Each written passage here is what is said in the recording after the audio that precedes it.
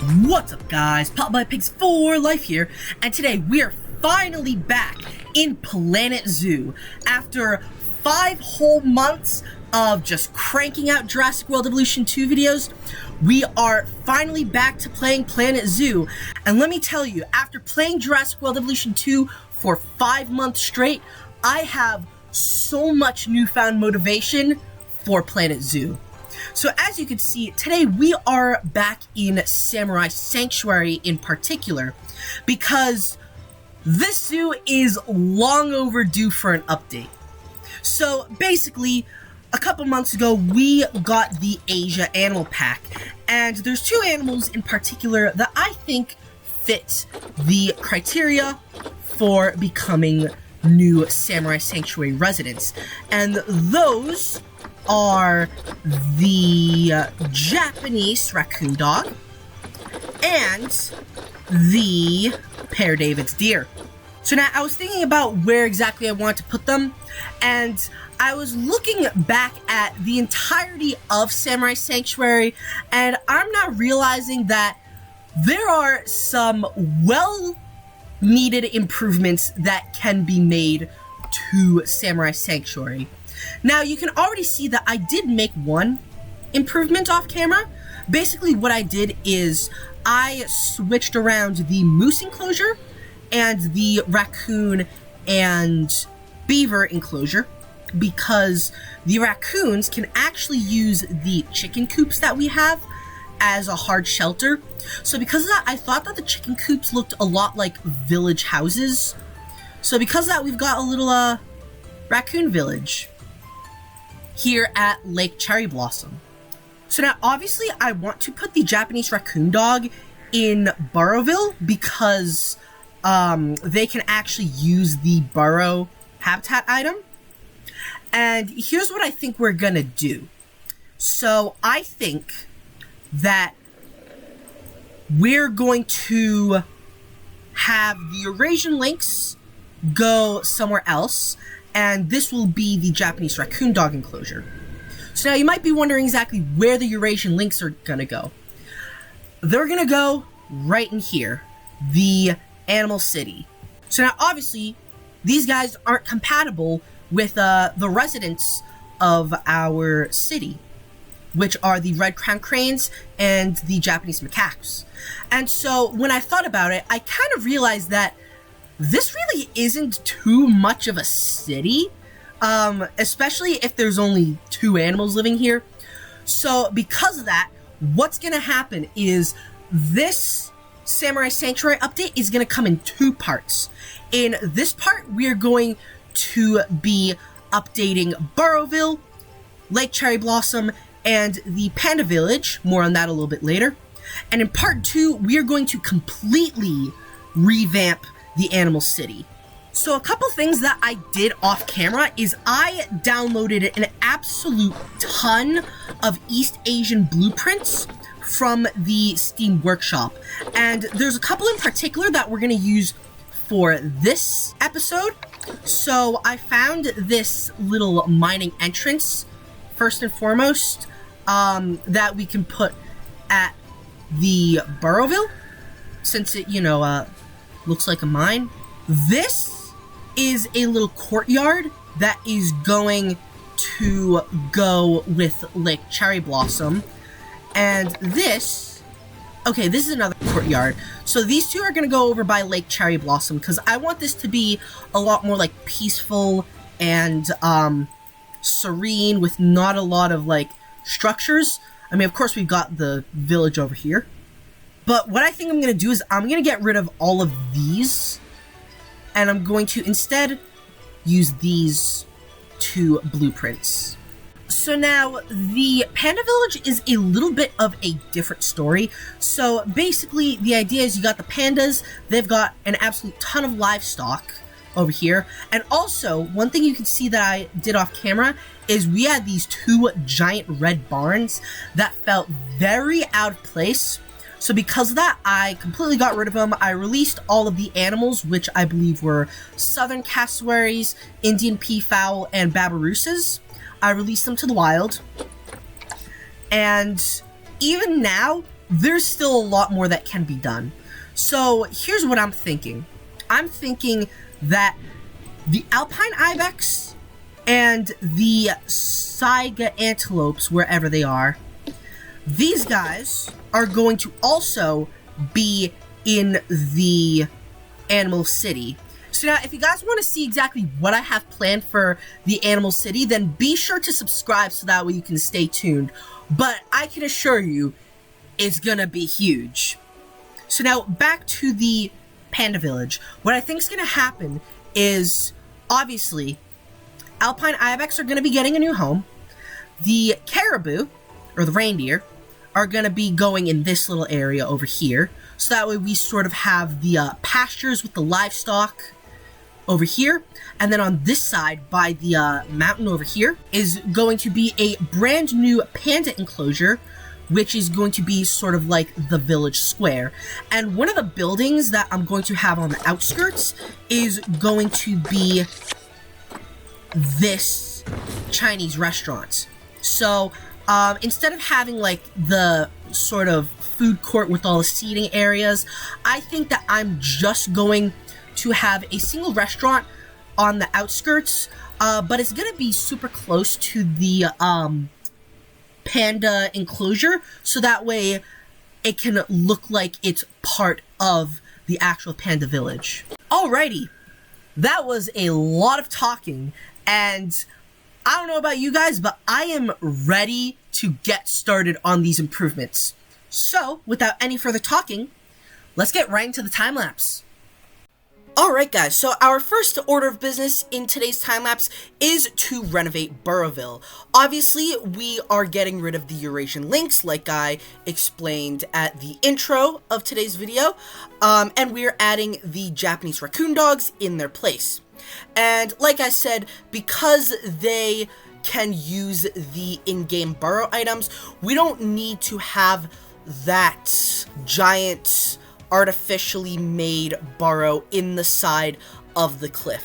So yeah, that's essentially one of the first things that I did in this time-lapse, was to patch up that really ugly burrow that I had dug in the side of the mountain.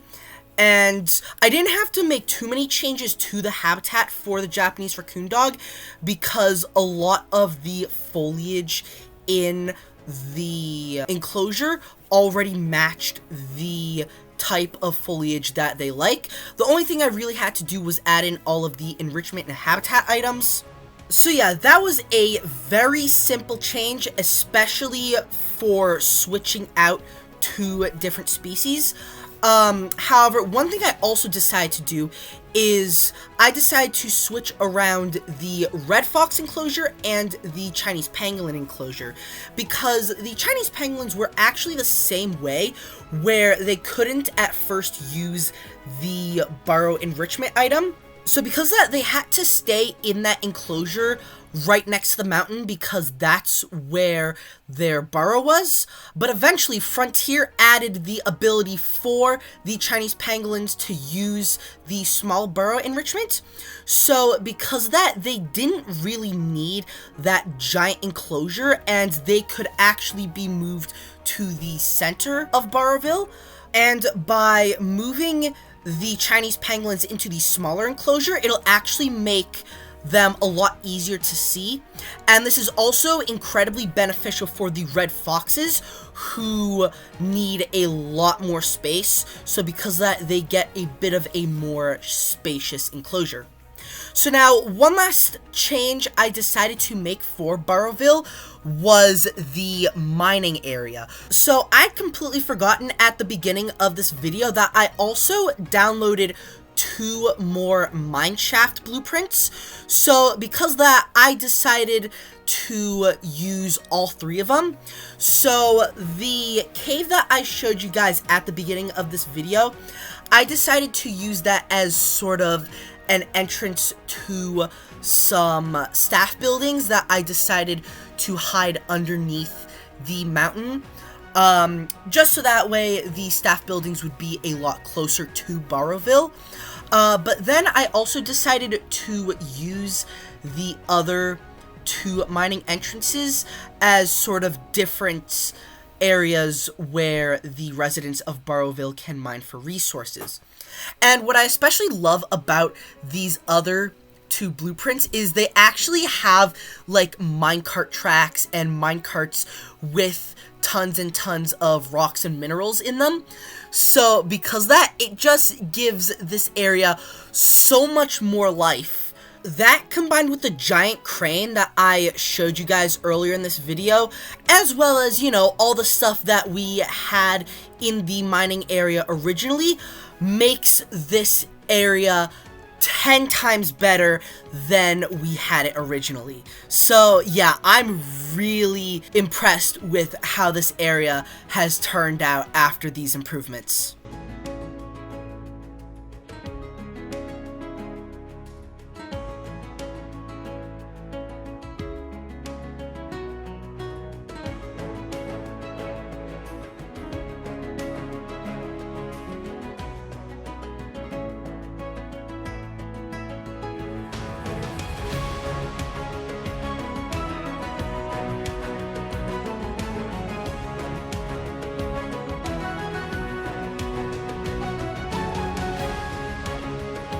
Okay, so now we are moving on to Lake Cherry Blossom. So one of these sort of grievances that I had with this section of the zoo is that because we needed to have so many different buildings in this area to serve a whole bunch of different purposes, from the 5 staff buildings to the toilet block to the food and drink counters, it felt a little bit too busy. Basically, the idea for this section of this zoo is that you have this very serene little village right by the side of a lake. And I feel like adding in all of those buildings sort of defeated the purpose of having a very serene, relaxing location. So because of that, I decided to centralize all of the facilities into 2 structures. So in this structure that you see right here, we have all 5 of our necessary staff buildings, as well as a couple of the food and drink shops, as well as the toilet block that we need. One thing that I especially made good use of, especially in the courtyards, were the individual counters instead of those giant blocks for the food and drink shops. I was able to use just the isolated counters. I think it definitely helped because you still have the food and drink stalls, but because there isn't a big ugly block of shop, you don't need to forcibly hide it with some sort of structure. You can fit it in nicely to any sort of outdoor area, which is what I was able to do with these courtyards. Which, speaking of, that's one reason why I loved using these blueprints for this area of the zoo, is because you have the structure that is needed for the facilities themselves, but at the same time, they feel a lot more open. It feels like there is a lot more breathing room in this area. There's one courtyard in particular, the one that is hiding the viewing dome entrance, that also has some plywood that is stacked, which really sells the idea of timber being one of the main exports of Lake Cherry Blossom. One other main export of Lake Cherry Blossom is fish and seafood, which you could see is why I added the little fishing dock and fishing boats in the beaver and raccoon habitat. And the last thing I did for Lake Cherry Blossom was I got rid of one of the pathways leading to Lake Cherry Blossom, so that way we could make that area feel a little bit more secluded.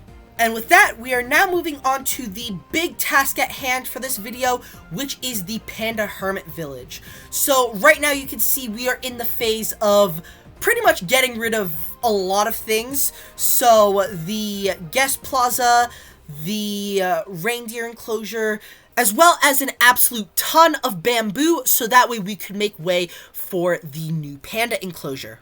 So one thing I kind of wanted to keep in mind when building the new panda enclosure is I wanted to keep the pandas sort of separated from the animals in which they are raising for food. So because of that, the new and improved panda enclosure is going all the way on the far left-hand side of the valley.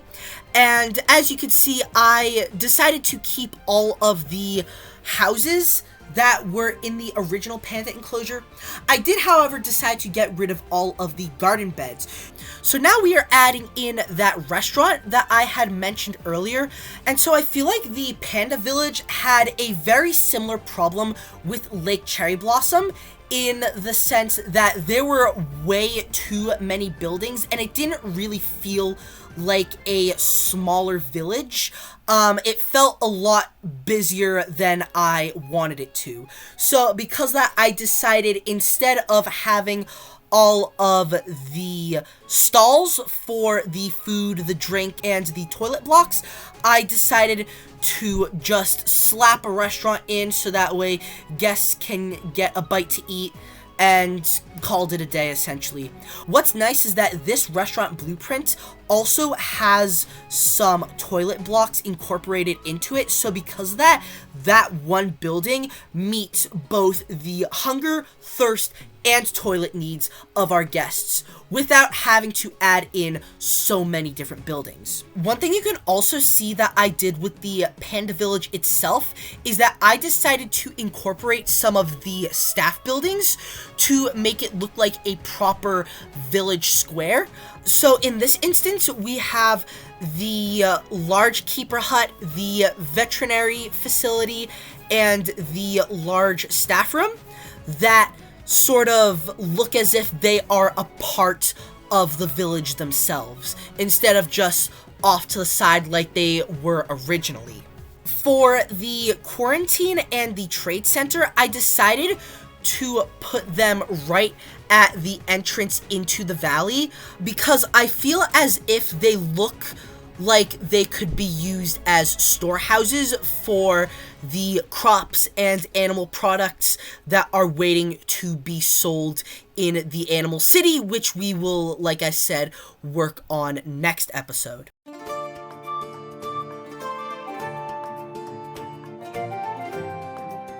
So now we're moving on to the new and improved panda enclosure itself.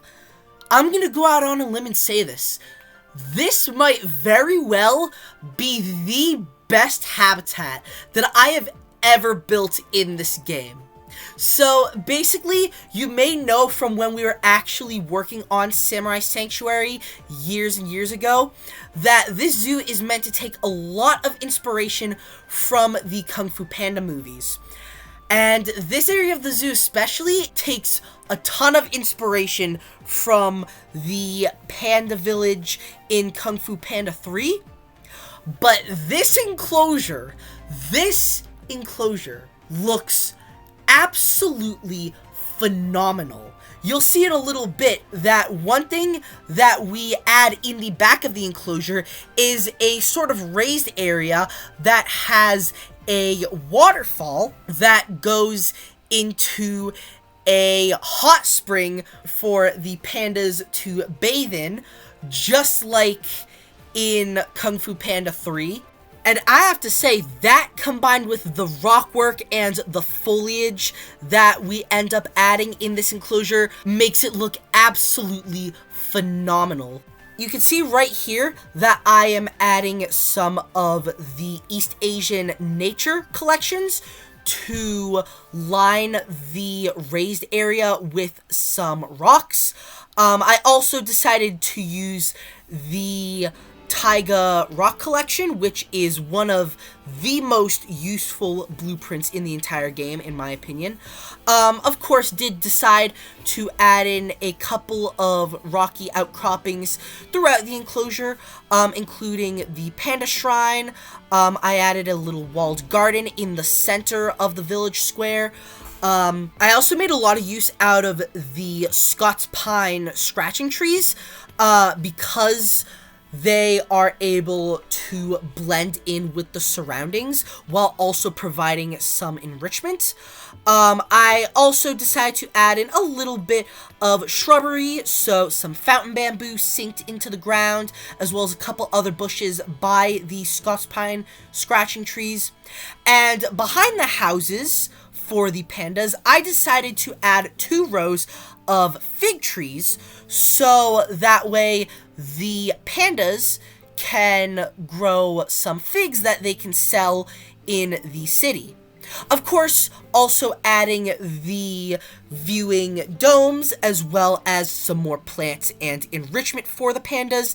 And that's pretty much our new and improved Panda Village complete. One other thing that I also decided to add right in front of the large staff room is I decided to add in a water heater, so that way the hot spring can actually be nice and hot for the pandas to bathe in and, you know, try and escape from the cold.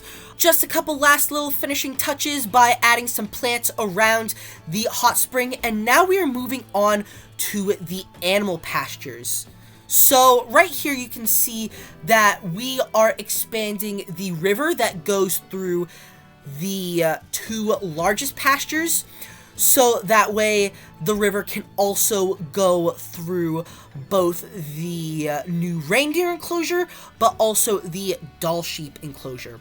And one thing that you'll also see I decided to add for the doll sheep was another waterfall, so that way we can sort of have a source for the river itself. So one thing you can kind of see that I struggled with in this area is I struggled a lot with making a natural looking bridge with the path, so that way guests can actually get across the river. Eventually I did get something that I liked in the end, but that does unfortunately mean that the keepers are going to have to walk all the way around the reindeer enclosure to get to the doll sheep enclosure, but oh well. If you guys noticed earlier, I did have to keep a couple of staff facilities on this side of the valley, so I had to include a keeper hut, a staff room, and a vet facility. I was able to get rid of both the quarantine and the trade center, since in this area of the zoo they are a lot more centralized. And one other thing that you could see that I did earlier is I decided to add a path going behind the giant European pasture. Yeah, let's just call it the European pasture, which is the enclosure for the wisents, the red deer, fallow deer, wild boar, and mute swans. But essentially, I decided to add the path going around so that we guests could get a much better view, and so that way we wouldn't have to depend on the viewing domes, which I thought seemed very out of place in those giant pastures. So now we are working on the new and improved reindeer enclosure, and while we're doing this, I want to talk a little bit about the livestock that the pandas are raising. So a little while ago, I watched a video all about the different types of livestock, and this is what I've concluded for the pandas. So basically, the wild boars, fallow deer, red deer, and reindeer are all raised to be slaughtered for meat. The mute swans are raised primarily for eggs. The doll sheep are raised primarily for wool and cloth.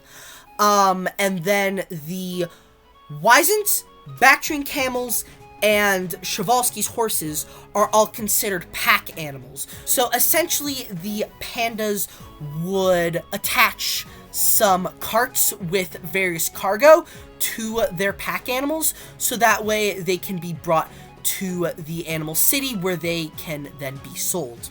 On top of that, I would also imagine that the camels would be raised for camel milk, which, believe it or not, is something that actually exists. And the wisents would also make really good livestock guardians for the red deer, fallow deer, wild boar, and mute swans. So yeah, so what you can see we are doing here is we're adding some crop fields where the original reindeer enclosure used to be. So far we've got some tomatoes, we've got corn, and we've got cauliflower. But on top of that, we are now adding in some turnips, and you'll see in a little bit that I decided to leave the other half of the field empty because 1, I'm lazy, but 2, I decided to imagine that the pandas are in the process of harvesting all of their crops. So because of that, what I decided to do is I decided to use some of the East Asian wagons that we have in the game, and I decided to fill them to the tippity top with vegetables. So you'll see in a second, once we're done painting the rows of dirt and sand, that we will use some of these carts to add in pumpkins. We also added in some potatoes, lots and lots and lots of potatoes. But a little later, we also decided to add in some rhubarb, some carrots, as well as some squash. So yeah, once we finish adding in all these carts, that is pretty much going to wrap up today's time-lapse. So now, as we are beginning to wrap up today's time-lapse, I just want to quickly mention that if you're enjoying this video so far, then please consider leaving a like, commenting down below, and subscribing to the channel to see some more videos just like this one. Not only does it help support the channel, but it'll also help the YouTube algorithm by recommending more videos that you might find interesting. And as always, just by taking the time out of your day to sit down and watch this video is showing a tremendous amount of support. So as always, thank you all so much for watching today's video.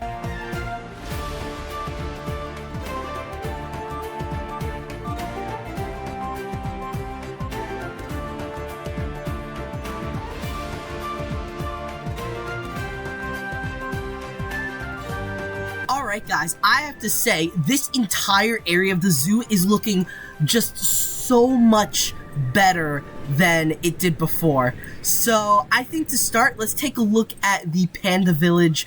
By far, the area that has made the most amount of improvements. I feel like the bamboo forest makes the pastures feel like a lot more separated from everything else.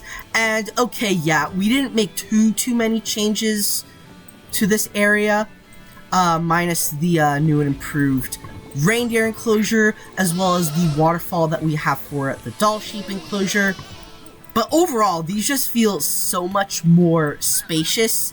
I think now that the enclosures, like the huge red barns that we had over here, as well as the old panda enclosure, now that those are completely gone, it feels so much better. And then of course the big thing that we worked on today was the new and improved panda enclosure.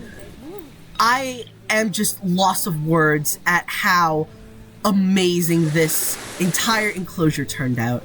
Like, you've got the hot spring up here for the pandas, you've got the fig tree grove right over here. You've got the village square, which one thing that I also love is that the buildings for like the staff and also the restaurant, they feel like they're just part of the Panda Village, which is something that I love so much more than the old panda enclosure. On top of that, I think that the Panda Shrine looks absolutely perfect in this area. Like, you've got the whole, like, natural area over here, you've got the village, and then, of course, you've got, like, the hot spring. Like, this is just the perfect habitat. And on top of that, the restaurant, too, like, you've got this area up here, you've got the restrooms over here, which, yeah, I just need to connect that up. But yeah, you got the restrooms, like, it's all absolutely perfect. And then on top of that, the crop fields just give this area just so much more story. So, You've got, like, all of the crops. You've got the tomatoes, the corn. I do understand that a lot of these crops were found in the Americas, but I don't really think that matters. This is supposed to be, like, a fictional setting. But yeah, this just tells so much more story than the old Panda Village ever did. Yeah, all in all, this area just looks absolutely phenomenal. Huge upgrade from what this used to look like. Same thing over here. Obviously, I did make a couple of improvements off camera, but just all the stuff we did on camera with the dock and the Asian style boats, again, just tells so much more of a story with this area. On top of that, I love how this area feels a lot more secluded. You've got this big mountain, you've got these courtyards, which, again, look absolutely amazing. Like, perfect way of implementing all of the food and drink, the staff buildings. And especially over here, I love the little lumber yard, which is what I can imagine the beavers using to process all of their lumber. Again, I'm just so happy with how this entire area turned out. So yeah, all in all, Lake Cherry Blossom is looking so much better than it did before. And now on to Burrowville. So not too many changes have been made in terms of the animals. I mean, minus the Chinese pangolins, the red foxes, and the Japanese raccoon dogs. But really where it's at is this mining area. Just looks, again, so fantastic. Tells so much more of a story with this entire area. I am just absolutely blown away. And let me tell you guys, Samurai Sanctuary wouldn't have looked nearly as good if it weren't for all of these blueprints that I got off the Steam Workshop. So as always, all of the blueprint links will be down in the description, so that way you guys can use them in your own zoos. And as always, all of the credit goes to all of the much more talented builders than I certainly am that have built all of these blueprints. So now, last thing I want to do for this video is I just want to take a quick look at our beautiful Japanese raccoon dogs. And while we are looking at them, I want to share a couple of Japanese raccoon dog facts that I found. So, the Japanese raccoon dog, also known as the tanuki, is a very prominent animal in Japanese culture. In ancient Japanese religions, tanukis were often considered gods of all things nature. And while they did lose their status due to the introduction of Buddhism, they still retain their cultural significance through multiple Japanese folktales. Being a member of the canine family, they are believed to be a more basal species, resembling many primitive species of dogs.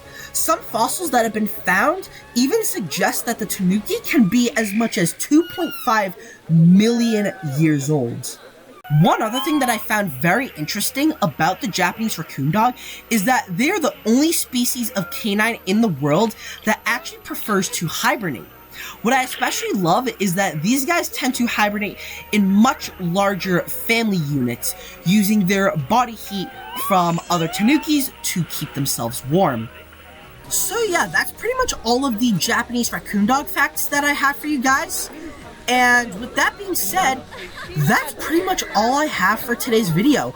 I'm super duper happy with all that we got done in this video. Like, I know I've said this time and time again, but Samurai Sanctuary already is looking 10 times better than it did before this video.